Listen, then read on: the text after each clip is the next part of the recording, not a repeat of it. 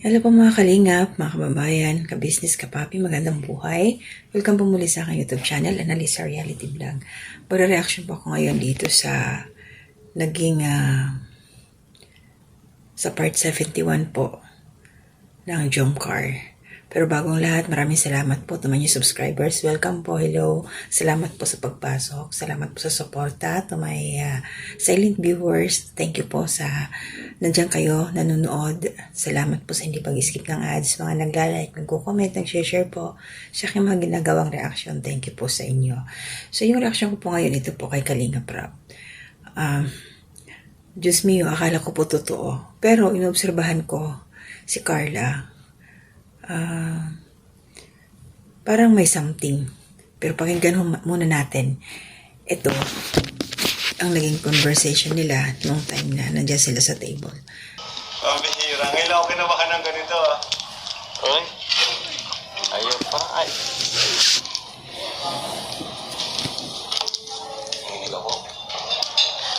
Sumakit ulo. Yun nga, ano man yung kalabasan ng vlog na ito, eh, sana Salamat.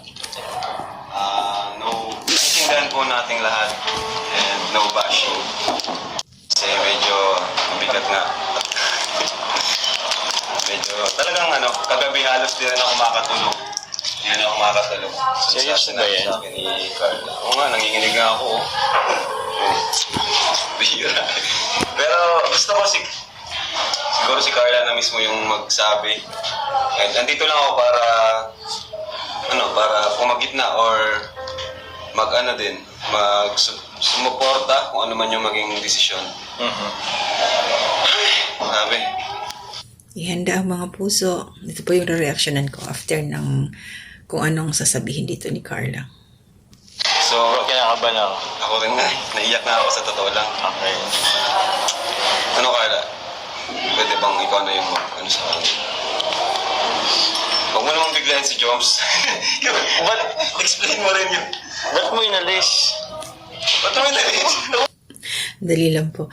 Inaalis ni Carla yung relo. Parang nagpapaywatig. Alisin. Parang may sige. Sasabihin ko na po. Ikaw. Sige, when you're ready. Nasabi ko po kay Kuya Rab na ma-focus na lang po ako sa pag-aaral din. Ma-stop na po ako sa Jomcar. Sa prank, or prank. Oo lang eh. Yung emosyon ni Jomar ba, yung facial expression niya, hindi rin siya makapaniwala. Question mark. Kasi sa akin ni Carla na yung parang gusto muna niyang magpahinga sa John Park. Hindi ko rin na-expect Naintindihan ko naman. na ganun ang mangyayari. And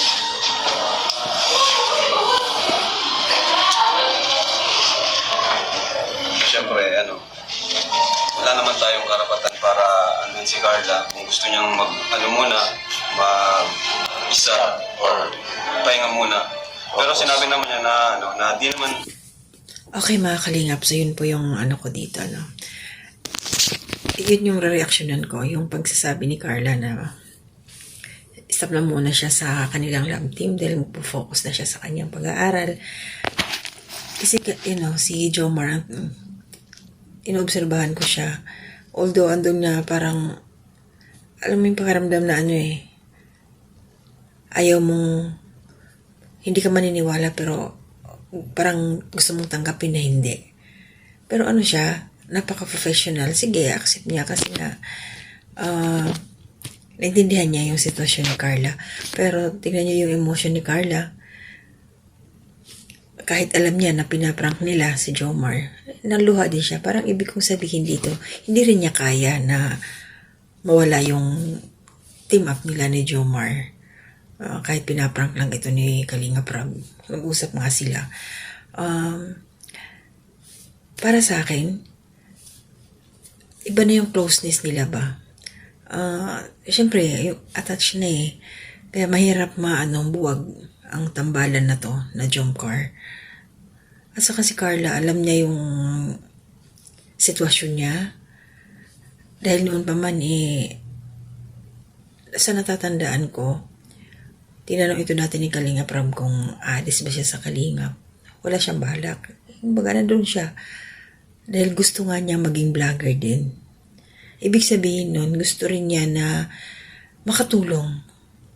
Dahil natinulungan din siya nila Kalingap Rab, gusto rin niyang ibalik yung tulong na nagawa sa kanya sa ibang tao.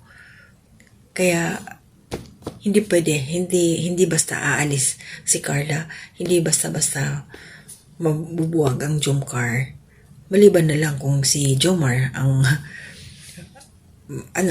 magdi-decide. Pero dito sa kanilang naging pag-uusap, mag-aantay lang si Jomar kung kailan pwede si Carla, kung kailan ready siya.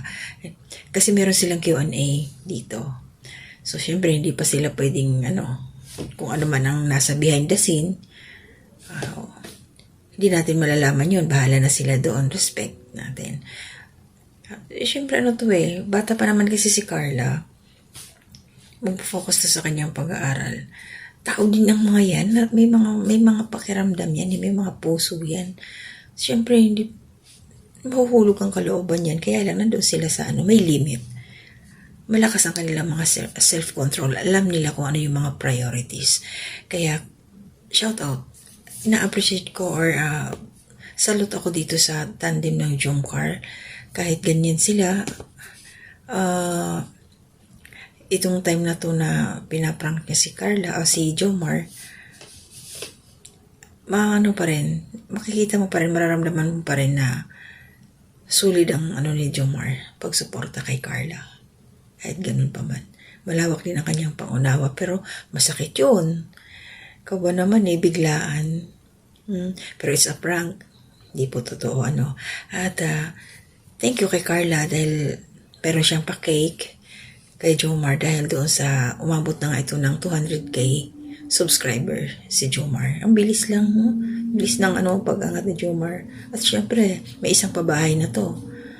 Mag-iipon lang yan. Ang isa, buhay na mano, mapapasundan pa rin yan. Yeah? Tuloy-tuloy yan.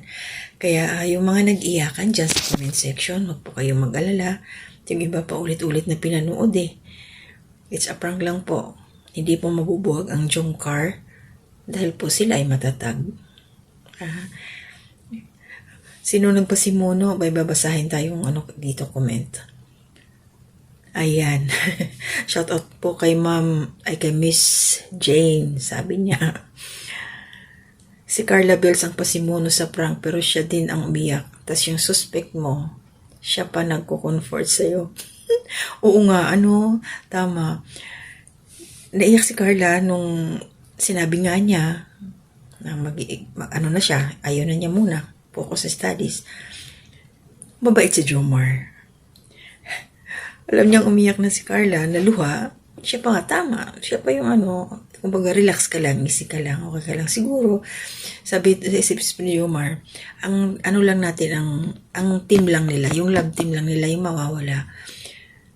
Pero in person, yung sa personal nila, siguro sa off-cam, sila pa rin. Kumbaga, hindi lang natin sila makikita. Yun para sa akin ng pangunawa. Wala nang vlog na magkasama si Jomar at saka si Carla. Yun. Pero hindi mangyayari kasi it's a prank. Kulit din ni Kalingap Rab, Team up din sila ni Carla sa kalokohan, prank-prank pa kay Jomar. Tapos si Carla din nga naman talaga ang iiyak. Isa pa akong comment. Shoutout po kay, ito kababayan ko to, Dindo Cebuano. Sabi niya, Papa Joms, kahit kailan hindi mo kayang gumanti para i-prank mo, Baby Carla, dahil hindi mo kayang saktan, Baby Carla. Ganun mo siya kamahal, di ba, Papa Joms? Totoo talaga, hindi niya kaya. Sabi nga niya, gaganti daw siya kay Carla para may prank. Malabong mangyari yon, Jomar. Siyempre, ayaw mong masaktan ang damdamin ni Carla. O, di ba? So, tuloy-tuloy lang po tayo ng pagsuporta po dito sa kay Kalinga Prab. Lahat po ng angels, ng mga beneficiaries na may mga love team, suportahan po natin. Kasi alam naman ho natin na sila ay mga tinutulungan ni Kalinga Prab ng mga estudyante yan nag-aaral. Yung iba wala mga sponsors, yung iba meron din naman. So yun po, maraming salamat sa inyo. Shout out po, please support din kay Kuya Bal Santos Matubang, ayan si Kalinga Prab, Ate Edna Vlogs, kay Jackie, Tabia Matubang, asawa ni Kalinga Prab, buong Karipa team, mga kasamahan ko, and then sa buong Kalingap community, yan, yung mga reactors dyan. And also, support din mo natin ang Ka-Business Official, Papa Dins TV, Ka-Business Family, mga kagwangs, at saka yung mga kasamahan ko pong mga reactors. So, Happy New Year po. Malapit-lapit na rin. So, yun clear tayo. It's a prank lang ho. Hindi mabubuwag ang Jomcar kasi matatag. So, hanggang dito na muna, hanggang sa muli. May gagawin pa akong isang reaksyon. Mainit-init po ang EDSI ngayon. Itutuloy ko after neto. Ingat po tayong lahat. To God be the glory.